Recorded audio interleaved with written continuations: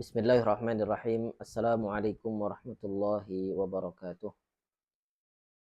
Alhamdulillahi wa kafa wassalatu wassalamu ala ibadihi alladhina astafa. Asyhadu an la ilaha illallah wahdahu la syarika lah wa asyhadu anna Muhammadan abduhu wa rasuluhu sallallahu alaihi wa ala alihi wa ashabihi wa man sara ala nahjihi wastanna bi sunnatihi ila yaumiddin wa sallama tasliman katsira amma ba'd. Allahumma 'allimna ma yanfa'una wanfa'na bima 'allamtana wa zidna 'ilman wa fahma. Allahumma inna nas'aluka 'ilman nafi'an wa rizqan thayyiban wa 'amalan mutaqabbala. Alhamdulillah, kita bersyukur kepada Allah Subhanahu wa taala atas berbagai nikmat dan karunia yang sampai detik ini Allah Subhanahu wa taala masih berikan kepada kita sehingga kita masih dapat beribadah tunduk kepada Allah Subhanahu wa taala, terkhusus di bulan yang mulia ini yaitu bulan Ramadan, dan kita berharap semoga Allah Subhanahu wa taala menjadikan kita hamba-hamba yang keluar dari bulan Ramadan termasuk hamba-hamba yang diampuni oleh Allah Subhanahu wa taala. Salawat dan salam tak lupa kita ucapkan untuk Nabi kita Nabi Muhammad sallallahu alaihi wasallam, dan kita memohon kepada Allah Subhanahu wa taala semoga kita mendapatkan syafaat Nabi Muhammad sallallahu alaihi wasallam di yaumil akhir nanti. Ahibati fillah, kaum muslimin yang dimuliakan oleh Allah.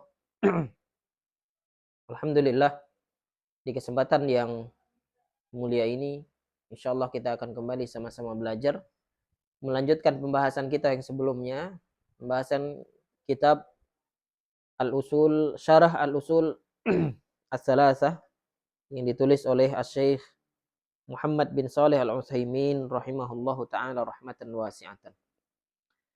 Pada pertemuan yang sebelumnya kita sudah membahas beberapa pembahasan, ya di antaranya adalah membahas tentang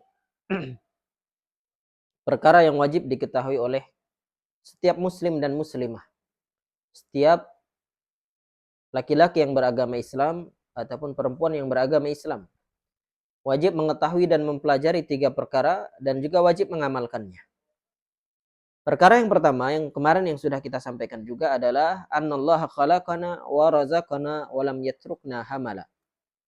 Ya, bahwasannya Allah Subhanahu wa taala telah menciptakan kita. Kemudian Allah Subhanahu wa taala juga memberikan rizki kepada kita, dan Allah Subhanahu wa taala tidak membiarkan kita begitu saja. Dengan kata lain bahwasannya Allah Subhanahu wa taala telah memberikan aturan kepada kita.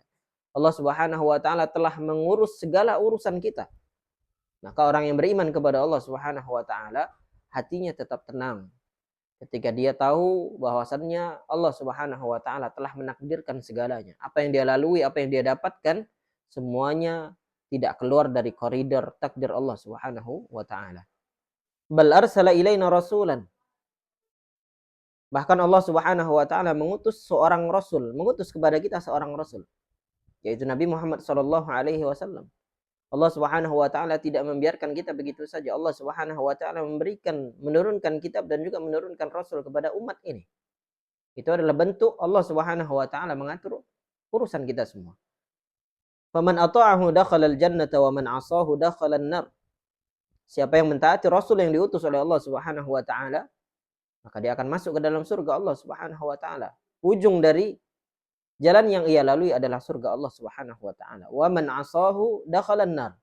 Maka sebaliknya, siapa yang durhaka, siapa yang tidak mentaati rasul yang diutus oleh Allah Subhanahu wa taala, dakhalan nar. Dia akan masuk ke dalam neraka Allah Subhanahu wa taala. Maka secara garis besar itulah aturan Allah Subhanahu wa taala. Kita mengikuti rasul yang telah Allah utus, dan juga kita mengikuti apa yang telah Allah sebutkan di dalam kitab yang telah diturunkan oleh Allah Subhanahu wa taala sebagai pedoman umat manusia. Ahibati fillah, kaum muslimin yang dimuliakan oleh Allah. Pada kesempatan yang mulia ini insyaallah kita lanjutkan pada perkara yang kedua. Qala al-muallifu rahimahullahu taala, nafa'ana Allahu bi'ulumihi fid dharain amin. Atsaniyatu, perkara yang kedua yang wajib diketahui oleh setiap muslim dan muslimah dan wajib diamalkan, annallaha la yarda an yushraka ma'ahu ahadun fi ibadatihi, la malakun muqarrabun wala nabiyyun mursalun. Bahwasannya Allah Subhanahu wa taala, ini perkara yang harus kita ketahui, bahwasannya Allah Subhanahu wa taala la yarda, Allah Subhanahu wa taala tidak pernah ridha an yusyraka ma'ahu ahadun fi ibadatihi, kepada orang-orang yang menyekutukan Allah Subhanahu wa taala di dalam ibadah, kepada orang-orang yang beribadah kepada Allah Subhanahu wa taala tapi di sisi lain dia juga beribadah kepada selain Allah. Dengan kata lain menyekutukan Allah Subhanahu wa taala di dalam ibadah. Ini adalah perkara yang tidak pernah diridhai oleh Allah Subhanahu wa taala. La malakun muqarrabun, bahkan malaikat yang paling dekat sekalipun dengan Allah Subhanahu wa taala, yaitu malaikat Jibril alaihi salam, adalah malaikat yang paling mulia, malaikat yang paling dekat dengan Allah Subhanahu wa taala, seandainya melakukan kesyirikan atau bahkan dijadikan sebagai tandingan bagi Allah Subhanahu wa taala, maka Allah Subhanahu wa taala tidak akan pernah ridha. Lantas bagaimana dengan kita manusia biasa yang kemudian melakukan kesyirikan? Tentu saja Allah Subhanahu wa taala tidak akan ridha dengan perbuatan tersebut. Wala nabiyyun mursal, begitu juga nabi yang diutus oleh Allah Subhanahu wa taala, seandainya mereka melakukan kesyirikan atau mereka dijadikan tandingan bagi Allah Subhanahu wa taala di dalam ibadah, Allah Subhanahu wa taala tidak akan pernah ridha. Ini jelas di sini al-muallif rahimahullahu taala, penulis kitab, yang menegaskan bahwasanya kesyirikan adalah sesuatu yang benar-benar dibenci oleh Allah Subhanahu wa taala. Kesyirikan adalah dosa yang harus kita jauhi, perkara yang harus kita hindari. Wa dalilu qauluhu ta'ala, dalilnya adalah firman Allah Subhanahu wa taala surat Al-Jin ayat 18, wa annal masajida lillahi fala tad'u ma'allahi ahada. Bahwasannya masajid, tempat-tempat sujud, tempat-tempat ibadah lillah, hanya untuk Allah Subhanahu wa taala. Kita beribadah hanya untuk Allah Subhanahu wa taala. Kita sujud hanya untuk Allah Subhanahu wa taala. Kita berkurban hanya untuk Allah Subhanahu wa taala. Fala tad'u ma'allahi ahada, maka janganlah kalian beribadah kepada Allah dan juga beribadah kepada selain Allah Subhanahu wa taala. Janganlah kalian membuat tandingan bagi Allah Subhanahu wa taala. Janganlah kalian menyekutukan Allah Subhanahu wa taala di samping kalian beribadah kepada Allah Subhanahu wa taala. Ini ayat yang sangat tegas melarang kita semua agar tidak menyekutukan Allah Subhanahu wa taala di dalam ibadah. Taib ahibati fillah, kaum muslimin yang dimuliakan oleh Allah. Dan ini sudah jelas di sini Asy-Syarih Asy-Syaikh Muhammad bin Shalih Al-Utsaimin juga menjelaskan wasyirku amruhu khatir. Maksudnya kesyirikan adalah perkara yang membahayakan. Qala Allah azza wa jalla, Allah Subhanahu wa taala juga berfirman, innallaha la yaghfiru an yushraka bihi wa yaghfiru ma duna dzalika liman yasha. Innallaha la yaghfiru an yushraka bihi. Sesungguhnya Allah Subhanahu wa taala tidak akan mengampuni orang yang menyekutukannya di dalam ibadah. Wa yaghfiru ma duna dzalika liman yasha, dan Allah Subhanahu wa taala mengampuni dosa yang levelnya di bawah dosa kesyirikan. Maka dosa-dosa yang selevel dengan kesyirikan juga tidak diampuni oleh Allah Subhanahu wa taala. Misal contohnya adalah dosa ketika seseorang tidak mengakui risalah Rasul sallallahu alaihi wasallam, tidak mengakui bahwasanya Rasul adalah utusan Allah Subhanahu wa taala walaupun dia seorang muslim.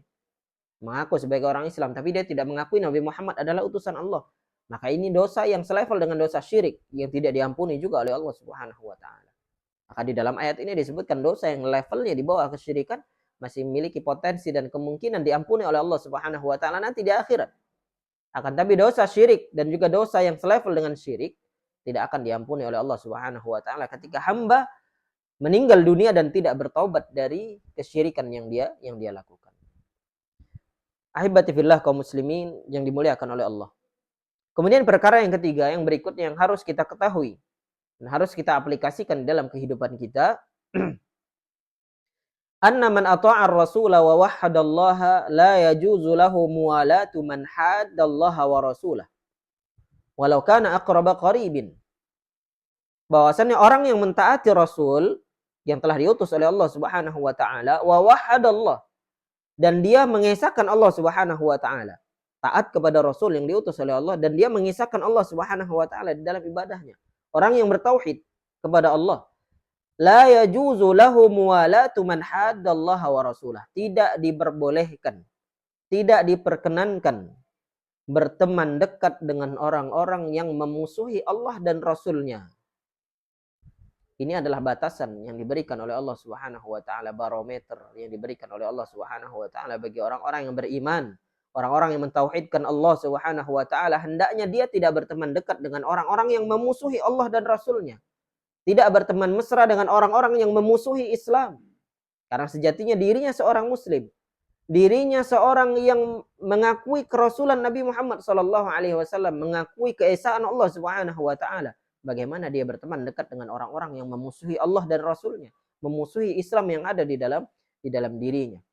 Para ulama sebagian menyebut bab ini sebagai bab al-wala wal bara.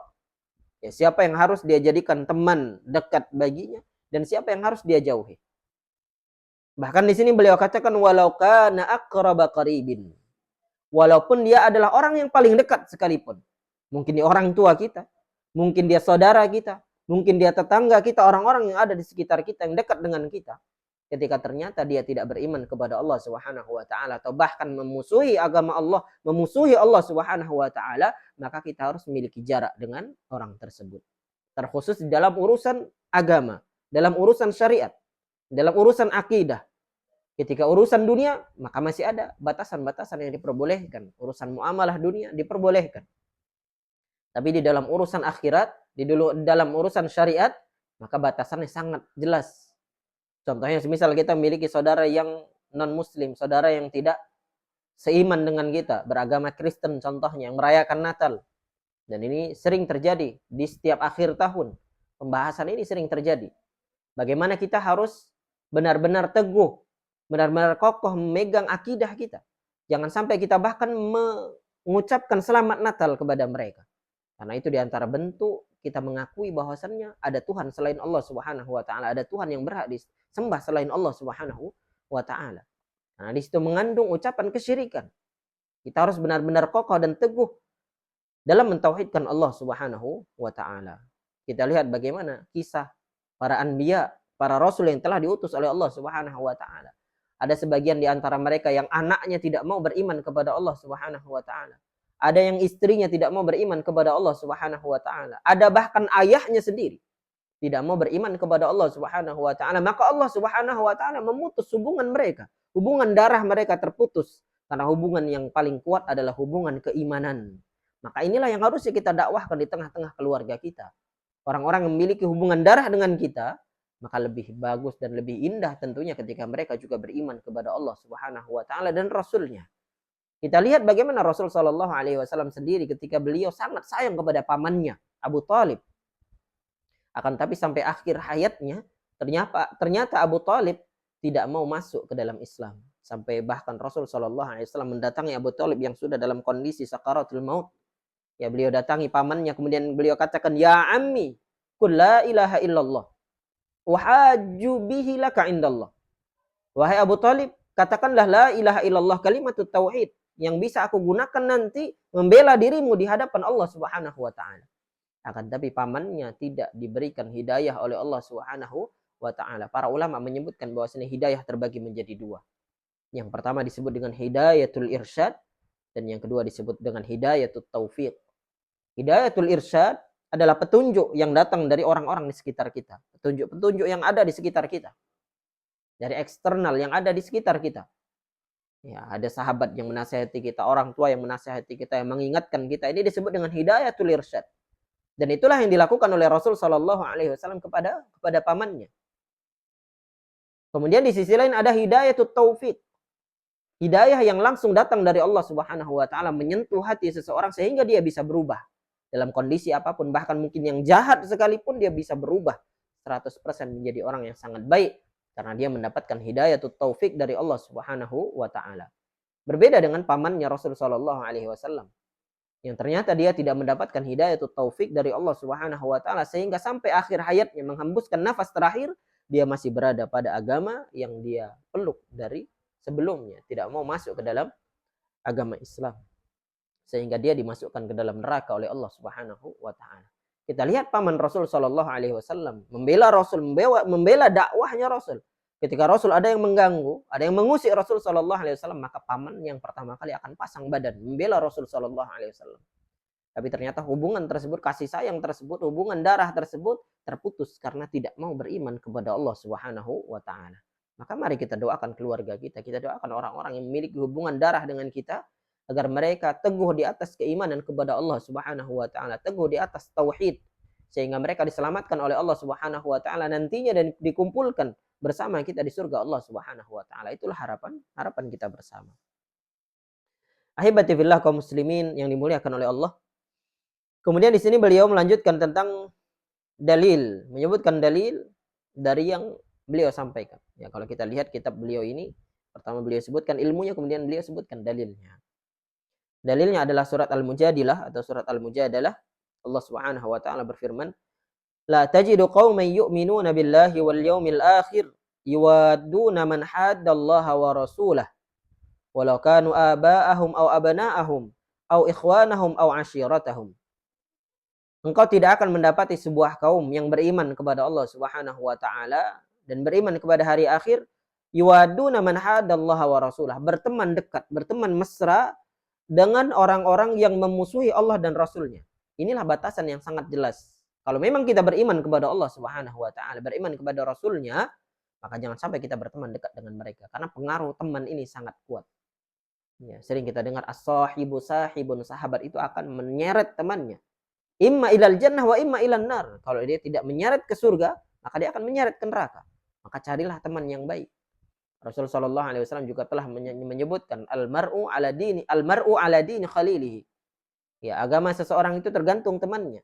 Falyanzur ahadukum man yukhalil. Maka lihatlah siapa yang kalian jadikan teman. Maka kita harus tahu, kita harus bisa selektif dalam memilih teman. Siapa yang kita jadikan sebagai teman, maka dia akan berpengaruh kepada kita. Ya, berpengaruh baik atau berpengaruh buruk, maka pilihlah teman yang baik. Walau kanu aba'ahum aw abana'ahum, walaupun mereka adalah ayah-ayah mereka sendiri atau anak-anak mereka sendiri, aw ikhwanahum atau saudara-saudara mereka sendiri, aw ashiratahum atau keluarga mereka sendiri atau istri mereka sendiri. Ketika ternyata keluarga tersebut, ayahnya, saudaranya, anaknya atau bahkan istrinya, keluarganya memusuhi Allah Subhanahu wa taala, maka kita harus memiliki batas. Kita harus memiliki batasan yang jelas dengan mereka, terkhusus dalam urusan akidah, dalam urusan mentauhidkan Allah Subhanahu wa taala. Ahibati billah kaum muslimin yang dimuliakan oleh Allah.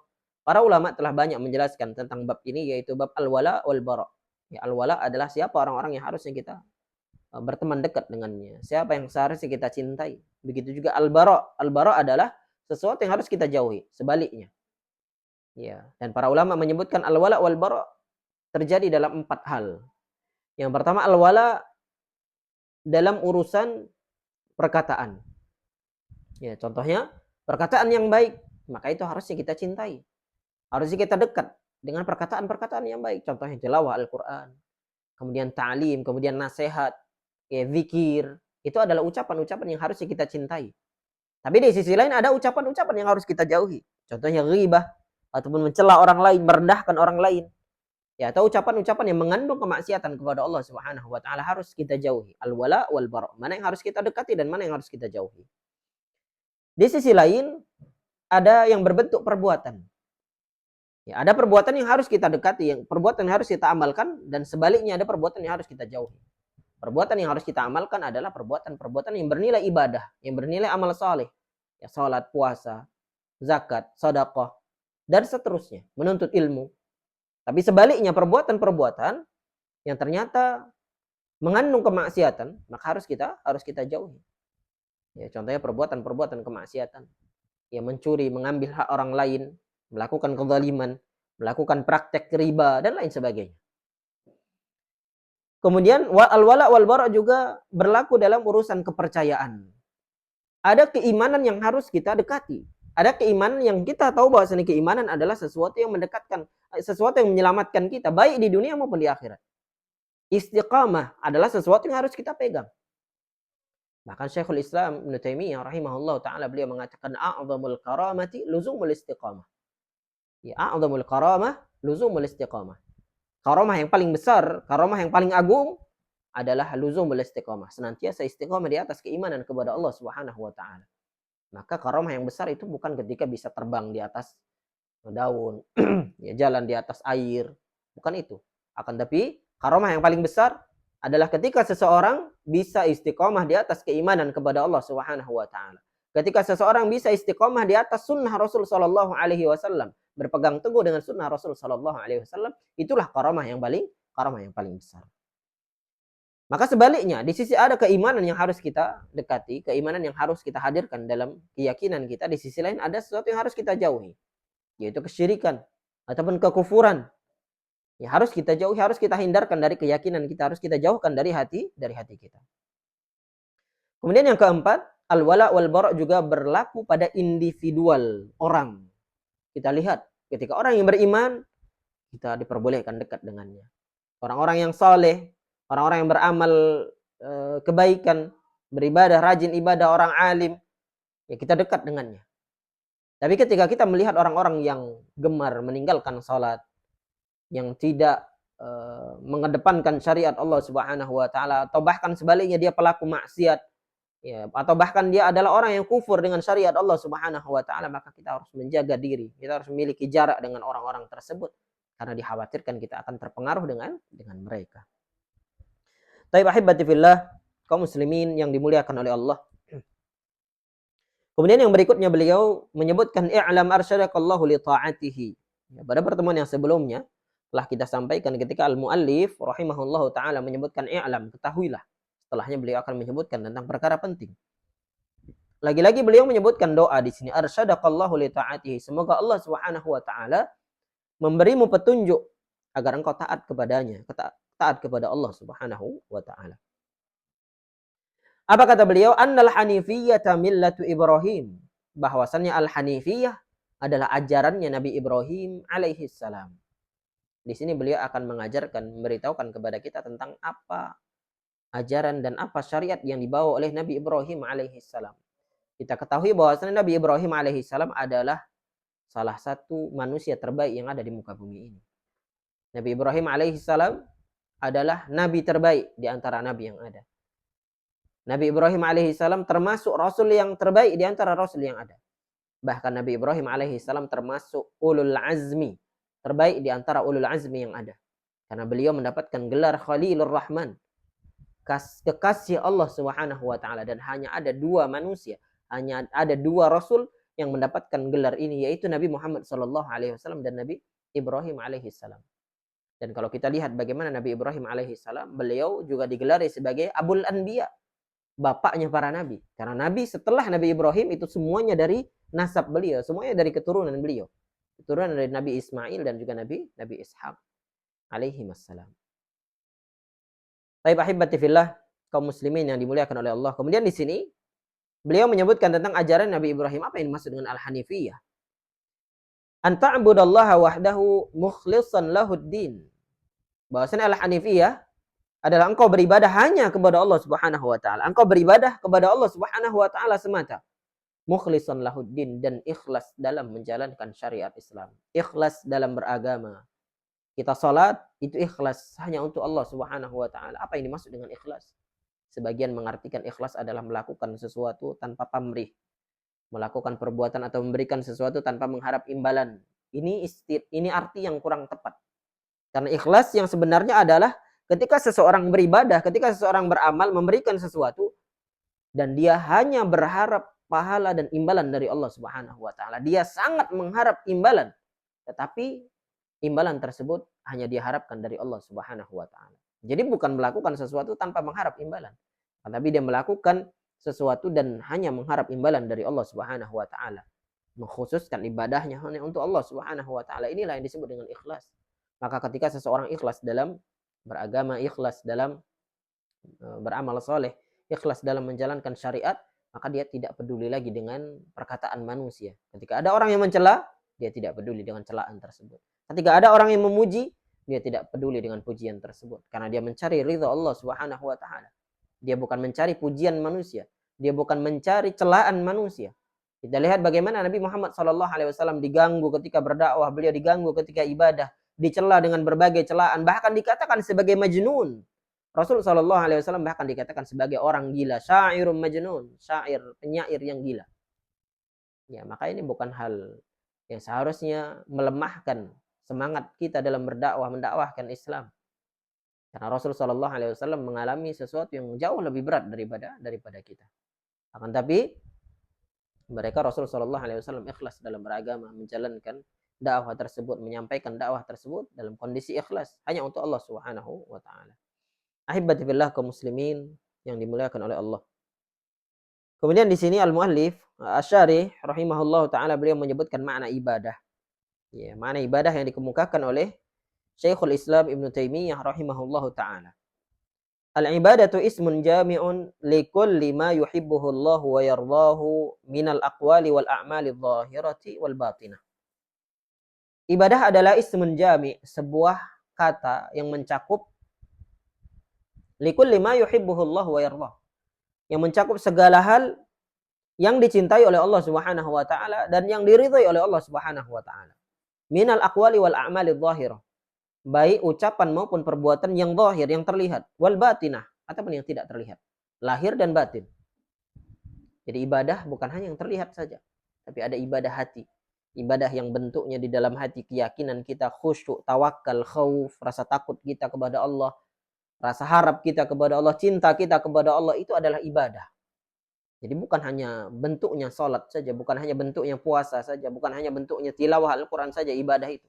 Akan tapi ada bentuk ibadah hati yang letaknya di dalam hati. Maka segala hal yang dicintai oleh Allah Subhanahu wa taala dan yang diridhai oleh Allah Subhanahu wa taala, baik perbuatan ataupun ucapan, lahir maupun batin, itu disebut sebagai ibadah. Kal khaufi wal khasyati wat tawakkuli was salati waz zakati was siyam. Jadi di sini beliau menyebutkan contohnya seperti rasa takut kepada Allah, kemudian tawakal kepada Allah, kemudian salat, zakat, puasa dan seterusnya. Wa bidzalika amara Allahu jami'an nas. Kemudian berikutnya beliau menyebutkan oleh sebab itulah Allah Subhanahu wa taala memerintahkan seluruh manusia. Allah Subhanahu wa taala memerintahkan seluruh manusia agar mereka hanya beribadah kepada Allah Subhanahu wa taala. Sebagaimana yang sering kita dengar dalam sebuah ayat, Allah Subhanahu wa taala berfirman, "Wa ma khalaqtul jinna wal insa illa liya'budun." Tujuan kita hanya beribadah kepada Allah Subhanahu wa taala, tujuan utama. Jangan sampai kita lupa dengan tujuan utama kita, yaitu beribadah kepada Allah Subhanahu wa taala. Bagaikan orang yang sedang dalam perjalanan, dalam safar, sebuah perjalanan. Dia harus selalu ingat tujuannya. Tujuannya adalah beribadah kepada Allah Subhanahu wa taala, tunduk taat kepada Allah, dan sampai akhirnya nanti menginjakkan kakinya di surga Allah Subhanahu wa taala. Wa khalaqahum laha, dan untuk itulah Allah Subhanahu wa taala menciptakan mereka, menciptakan manusia agar mereka beribadah hanya kepada Allah Subhanahu wa taala, bukan untuk yang lainnya. Kama qala Allah taala, sebagaimana Allah Subhanahu wa taala berfirman, "Wa ma khalaqtul jinna wal insa illa liya'budun." Ya, dan tidaklah aku ciptakan jin dan manusia kecuali agar mereka beribadah kepadaku. Wa ma'na ya'buduni yuwahhiduni. Dan di sinilah beliau sebutkan bahwasanya makna ya'buduni yuwahhiduni. Makna dari agar mereka beribadah kepadaku, maknanya adalah agar mereka mentauhidkanku. Agar mereka mengisahkanku dalam ibadah. Ibadahnya hanya untuk Allah Subhanahu wa taala, bukan menyekutukan Allah Subhanahu wa taala di dalam ibadahnya. Taib ahibati fillah, kaum muslimin yang dimuliakan oleh Allah. Inilah pembahasan kita hari ini. Insyaallah akan kita lanjutkan pada pertemuan yang berikutnya. Semoga yang kita pelajari menjadi manfaat dan faidah bagi kita bersama. Ya, bukan hanya bermanfaat di dunia saja, tapi semoga bermanfaat di akhirat nantinya, menjadi ilmu yang bermanfaat. Ya, menjadi timbangan kebaikan di akhirat nanti. Dan semoga Allah Subhanahu wa taala memberkahi ilmu kita, memberkahi waktu kita, memberkahi umur kita. Dan juga semoga Allah Subhanahu wa taala menjadikan kita termasuk hamba-hamba yang selamat baik di dunia maupun di akhirat. Wassallallahu ala nabiyyina Muhammadin, subhanakallahumma bihamdik, asyhadu an la ilaha illa anta astaghfiruka wa atubu ilaik. Assalamualaikum warahmatullahi wabarakatuh.